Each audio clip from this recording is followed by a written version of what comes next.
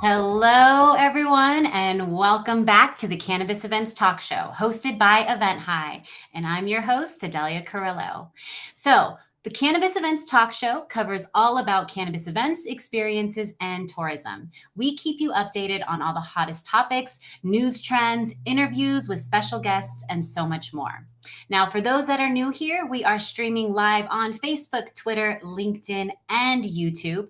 And feel free to join the conversation. Let us know where you're tuning in from, ask our special guest questions, or just join again the conversation. Now, the lineup of the show is each week we bring a special guest in who is in either the cannabis event, tourism, or hospitality industry. And we dive into that specific sector around all things cannabis.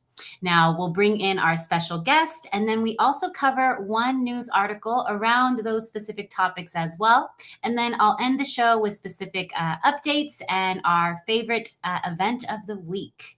Now, with that being said, I am so excited to introduce you all to this week's guest.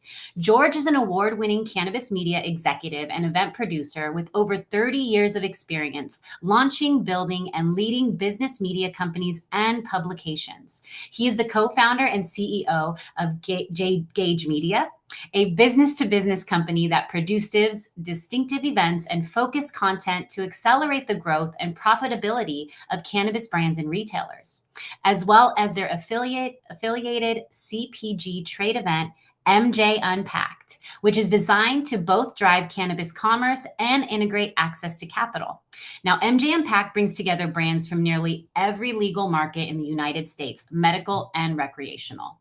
And prior to launching Gage Media, in partnership with his wife, Kim, George was also the CEO of Dope Media, where he successfully led the sale of company assets to High Times Holdings Corporation in 2018. And before entering the cannabis industry, George was a founding partner and lead executive for the Off Price Show and World Tea Media. Then in 2014, he joined MJ Biz Daily as president, where he led MJ BizCon from 2014 through 2017, scaling the event from only 20 tabletops to over 100,000 net square foot exhibits at the Las Vegas Convention Center. So with that being said, I would love to bring on George. George, thank you for joining us today. Oh, Adelia, thank you. It is Jage Media. You had it right the first time. Okay, I was like, you're not the first or the last one, and that was a mouthful. I sound really good on paper, but I'm just a regular guy. Well, regular guy, thank you for being here. And you do have a lot of insight, though. We want, this is going to be a great conversation that our audience can learn from and just get some insight into what you've done so far. Fantastic. Yeah. So again, thank you for joining us. Now, you may not know this, but I have been someone that has looked up to you for the years since I learned about you when I got into this industry. And it's been a real honor having you join me today. So to kick things off, for those who are unfamiliar with Jage Media, what is Jage Media? Thank you. First of all, it's an honor to be on the show.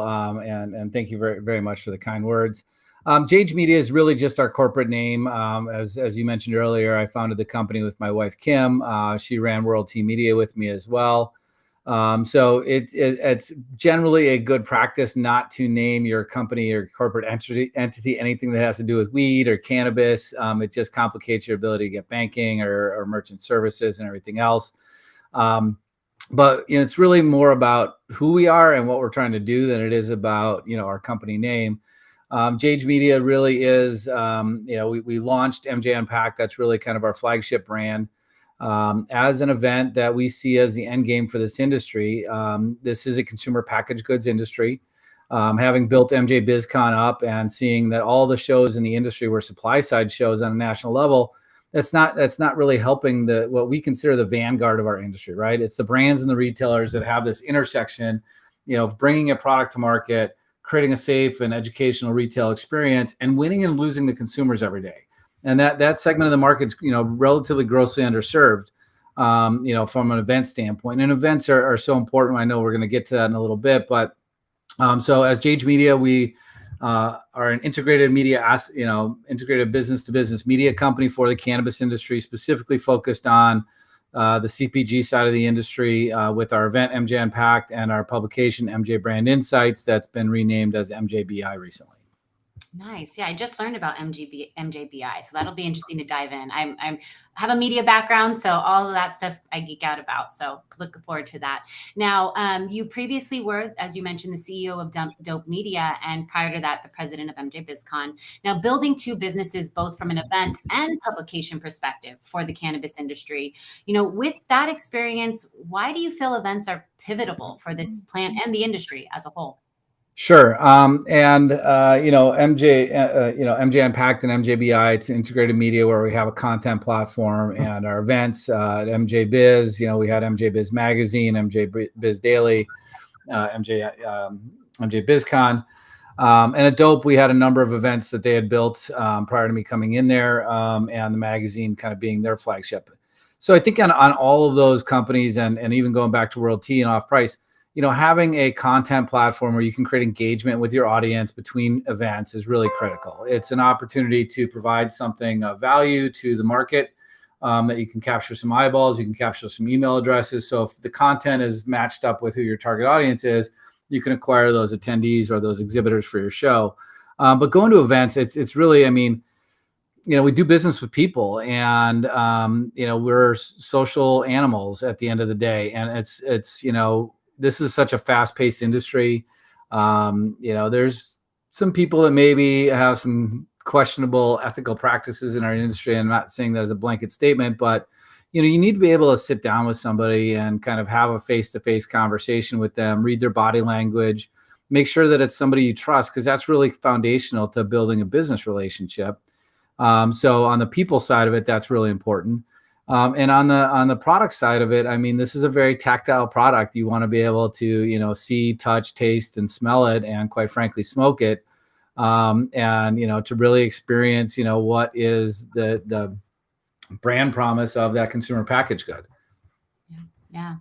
Now, one of the things you said, and this is something that I've said before, so I'm like, oh, I love that. We are social creatures. We really are, and that's the thing. We need human connection, and we don't need to go backwards into what we've been through the past couple of years, but both of us being, in the event sector, we know how hard it was. And we're seeing these events come back up. It's exciting. So how was the last MJ Unpacked, as everybody started coming back out? What was that experience like? I know this is I'm even going to walk it back a little further. When we started the company, it was at the end of 2019 and beginning of 2020. And so we're all like set up, ready to go. And then the world shut down. And so we did a number of virtual events, and I like this memory haunts me, like the first virtual event and how much work it took to do these, how difficult they were to scale or even to monetize to be able to cover our costs. I felt that we did them better than everybody else I saw out there. We were in a position that we could move quickly because everybody was kind of reeling from the fact that their events had been canceled, and we were just starting out. But the event started, and it's like I'm sitting in front of my computer in this quiet room by myself. It's like and like seeing people come into the room, and they're chatting with each other and engaging with each other, but it just really lacks that excitement and that level of energy that you want to be able to feed off of. So when we did move to live events, I saw an opportunity. We launched MJ Unpacked during MJ BizCon in 2021. And this wasn't, this is what they call in the trade show industry a rump show. We weren't doing it to actually steal any of their attendees. It's really for the thousands of people that go out to Las Vegas that don't waste time going to their show anymore because they just don't want to be stuck in Home Depot for 3 days.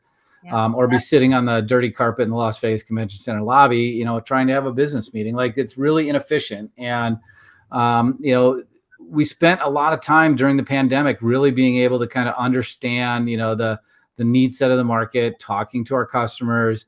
I talked to 300 brand and retail executives personally, and what is it that they need the most? They need access to capital. They need an opportunity to partner with brands from other states in an asset light model so that they can build a moat around their business. They need to meet with those retailers from other markets in advance of moving their product to that market. And we know that there's going to be a moment in time, and it seems like it's a forever away right now, but it's going to come. It's going to come quick, and it's going to open up the floodgates of big alcohol, tobacco, possibly pharmaceutical, mainstream CPG companies coming into this industry with tremendous amounts of cash. If these brands that have carried this industry this far don't have an opportunity to be a part and have a seat at that table because they get washed out to sea, quite frankly, we haven't done our job.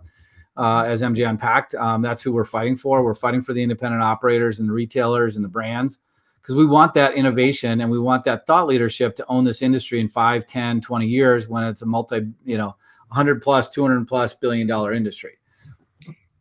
Well, and that goes into why this event is important. Now, can you kind of go more into insight of what is the mission? And it is kind of what you're saying right now, but what is the mission of MJ Unpacked?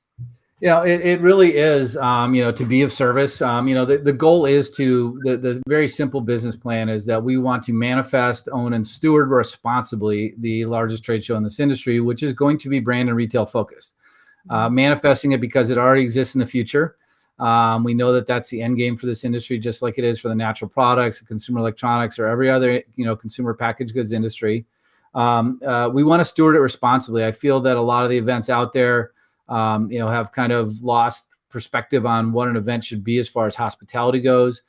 They think they're in the business of selling real estate at 100 square feet a slot. And, our sales team and our marketing team, everybody in our organization, like we have very deep conversations with everybody that comes to our event or that we onboard to understand their objectives, right? I want to make sure that if you have a need set, Adelia, coming to our show, that we can meet that. And if we can't, we're going to be the first one to say, this might not be the right place for you. We don't want you. We want to build relationships long-term.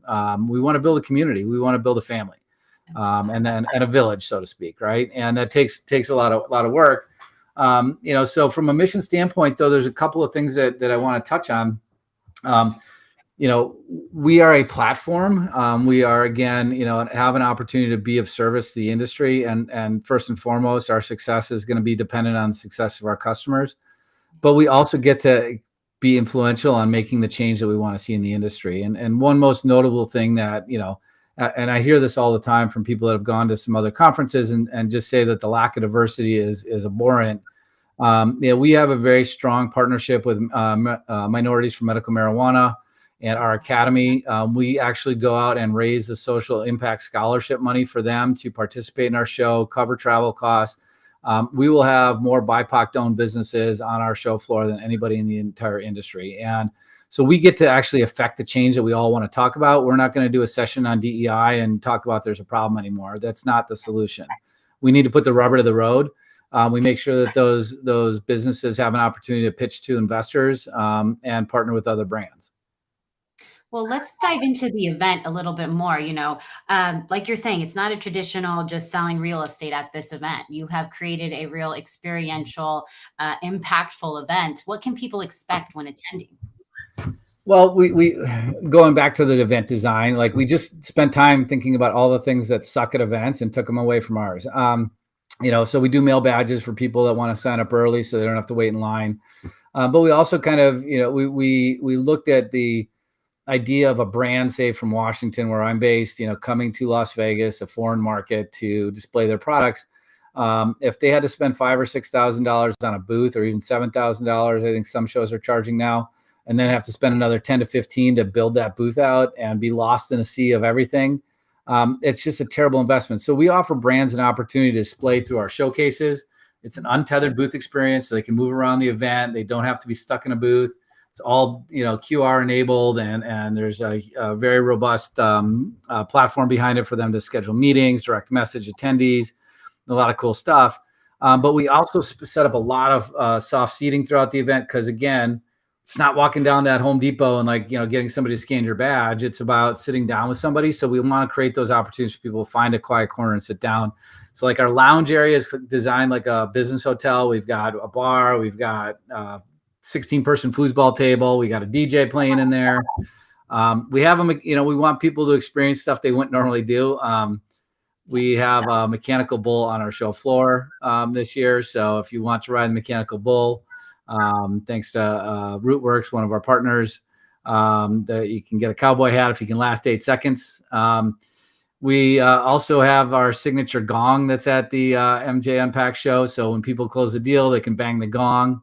It's kind of like a soccer match or a bullfight. Like as soon as somebody bangs the gong, everybody goes, yeah, and cheers at the event. So like creating that excitement, we want to create the enthusiasm around how exciting of an opportunity this industry is. And we know it's tough out there right now, but this is a speed bump. This is not a fatal industry that's not designed to grow. It's still growing very fast. Very true. Very true. Now, you touched on it a little bit earlier of how MJ Impact also helps businesses and brands get potential access to capital. What's going on the money stage? And yeah, how does that all work? So I always try to avoid calling our show an onion, but it does have a lot of layers. One of the things that we have incorporated in our event is the money stage. It gives companies that are looking to pitch and specifically in front of a audience of accredited investors to raise capital, the opportunity to do so. Deborah Johnson, who used to be over at ArcViews, our manager of that program. We also have a number of venture funds that judge the competition or judge the presenters, and we give away a $5,000 pitch prize. That can be very meaningful for small businesses. It's not just the money stage. It's just getting people connected with capital. As I said, it's tough out there, and that's why there's a lack of access to capital generally in the market. And when you start talking about cannabis, it's brutal. But there's money out there, and we're trying to push as much of it on the show floor as we can and help these companies be successful. Well, that'll be exciting. I'm looking forward to it. I will be in town. I'll be attending my first MJ Impact. So I've heard about it. Now I'll get to experience it all. Now, is there still an opportunity for brands and businesses to get involved? I know we're a week away. Can they still get involved? Can they still buy a ticket? Sure. Of course. One of the most important things about our event is that we qualify everybody who comes through the door. This isn't a show where we want to have 30,000 people and 10,000 of them there looking for a job or selling from the aisles. It's really about putting the right people in the room to kind of create the feel of an executive conference and also make this like really highly productive. And the feedback that we get from our customers and the people who have attended our show, saying that every conversation they had was juicy. They just met the right people.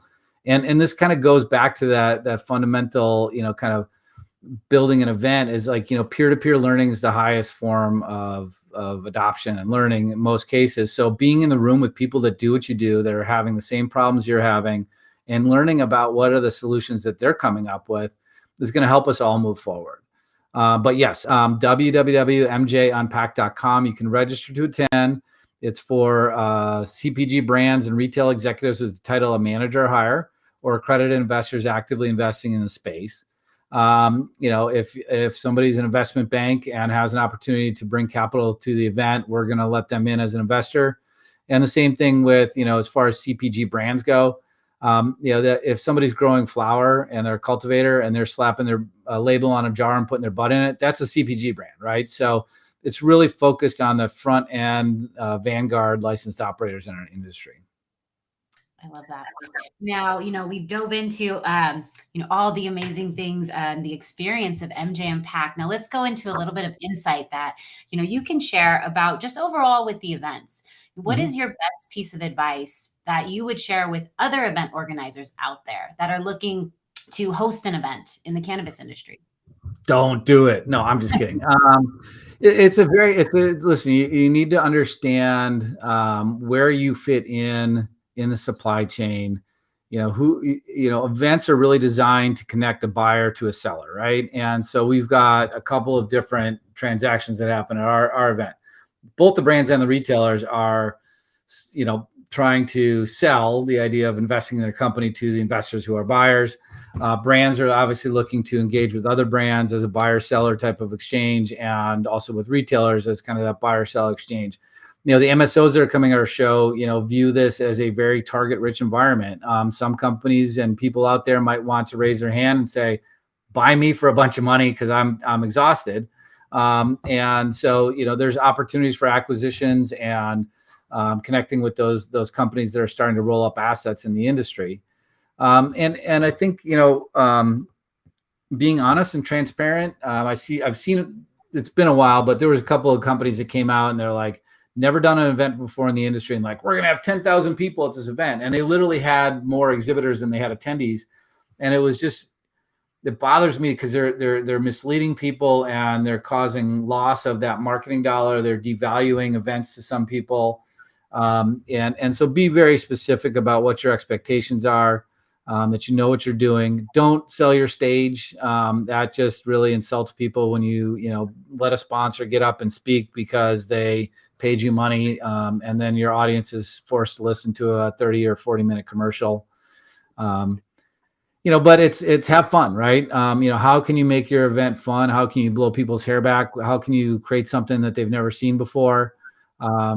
It's hospitality. You got to think through every single step of their journey at your event, from when they walk in the door and they check into the hotel to when they pick up their badge to when they're walking out and heading to the airport. It's often the opening and the close that matter the most sometimes, of how people feel treated. So true. And how would you want to be treated if you went to an event, right? Exactly. No, that is great advice. Yeah, I think I remember too, at one point, again, before COVID, people were getting burnt out because of that exact reason. There was events that were not bringing value to what people wanted, and in a way being deceived or just misled. I don't want to say deceived, misled in what they were going to get. So, well, back in the virtual events, there was one event that had avatars, and it was like, you go in the event lobby and it's like this moment from I Am Legend where they're all kind of standing over, huffing, like there's zombies in the corner, right? And then people figured out how to hack it to throw themselves off the balcony, which is never a good thing at a trade show if you have people throwing themselves off your balcony. Oh no! Oh my gosh, that is not good. Now, this was a great. Virtual. Yeah, we're all done with virtual. But now that we dove into again the inside of MJ Unpacked and sharing a little bit about you, we're going to go into the article component. So for those that are tuning in, we discuss one article of the week, again around cannabis events, tourism, or hospitality. And today we're going to dive into Las Cruces. So George, I will give a quick overview, and then you and I will quickly chat about the article. So let's get this Sounds going. wonderful. So Las Cruces to weigh on allowing outdoor cannabis consumption in licensed facilities. Now, for those that are unfamiliar, currently Las Cruces only allows recreational cannabis consumption areas indoors at licensed facilities, but that could soon expand to outdoor areas as well. Now, in Las Cruces, people can consume inside their homes. However, even though they're able to consume inside their homes, they're not able to consume in their front yard or their backyard if it's visible to others. Now, although there are also outdoor areas where people can smoke tobacco in Las Cruces, again, there's no way that they can consume cannabis as of now. But today, this evening, actually, the city of Las Cruces is holding a public meeting to weigh the potential for allowing outdoor consumption of cannabis at licensed facilities. They do have about 4 licenses in Las Cruces that are for cannabis consumption lounges. However, nobody has fully moved forward with that just yet. So, George, what are your thoughts on these, cannabis lounges and cannabis consumption outside specifically, and even maybe put a twist on it with events? What are your thoughts on it as a whole? Well, it's a pretty deep topic. I mean, first and foremost, congratulations and welcome to the family, New Mexico. We're excited to see another adult use market come online. And, I think with most of the consumption, out of the gate in early stage markets being flower and pre-rolls, not allowing, consumption outdoors is a little bit ridiculous, and so on. But I'm glad that they at least have those consumption lounges available, to consumers in that market. So I don't see it being I think it's a great thing, but, to allow that consumption outdoors. But every state that, like when Illinois legalized, like everybody's like, oh man, you can smell weed everywhere you walk down the street. New York, same thing. Like you just, now that they're moving towards regulation and everything else, like you walk down any street in New York and it's just, half of what you smell is weed. It's very poignant and pungent. I love the smell personally. But I think you have to be able to allow it outdoors, and I think indoor combustion, smoking of anything is kind of, we've moved past that because it's very intrusive to other people in that setting, right? But I think I don't want to say this is not a big issue, because it's a very big issue for everybody in Las Cruces, right? Especially if you're operating a consumption lounge and you want to expand and have a patio setting and everything else. I hope that it passes through.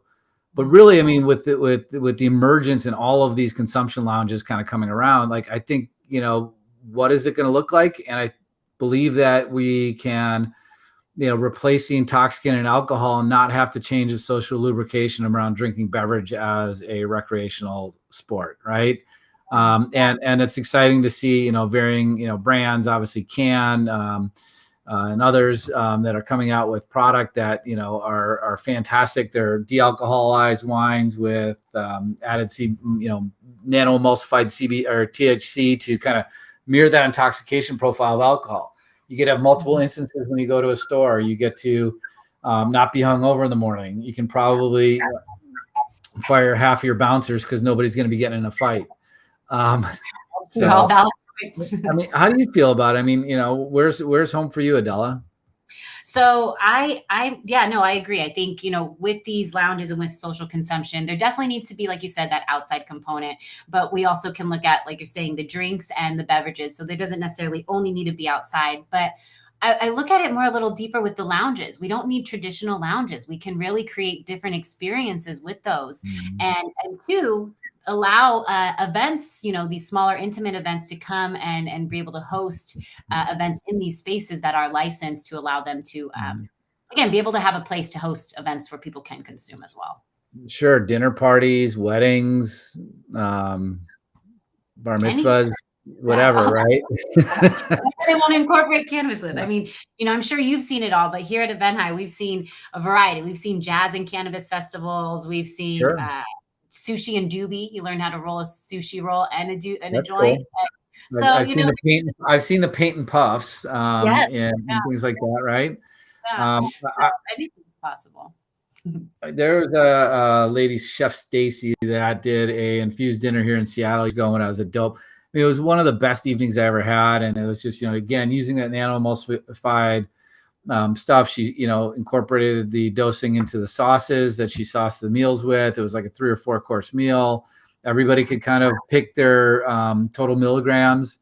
Man, it was fun because you're just with these new people, you're meeting people, and then you just get higher and higher and higher, and you're just enjoying the evening, and everything tastes better, and the conversations are more engaging and funnier. It's just a wonderful experience. If you haven't done an infused dinner, find one and do it. Well, that leads us to the end of the show and the end of talking about that news article. So, George, again, thank you for taking the time a week before the big event to join us. Any last words to our guests, and how can people connect or learn more about MJ Unpacked? Yeah, absolutely. So, please visit us at www.mjunpacked.com. I should probably stop saying www. It dates me. It's the World Wide Web. It's the World Wide Web, people. At MJ Unpacked on Instagram and Twitter. You can sign up for our content platform, MJ Brand Insights, at mjbrandinsights.com. We'd love to engage with the audience. We've got an amazing editorial team, Felicia Rogers and Macy Woofer, and a slew of independent contributors to our content platform. We're partnered with BDSA, who provides us data, as well as Pioneer Intelligence, which has some kind of social media and marketing data that, kind of can tell where brands are winning in the marketplace. And please do come to the event. If you're a retailer or brand executive or an investor, you need to be in the room. This is a tough moment, but that's when community matters the most, is when when we really, kind of get through the hard stuff. These are the people that are going to be standing when it comes through the other side.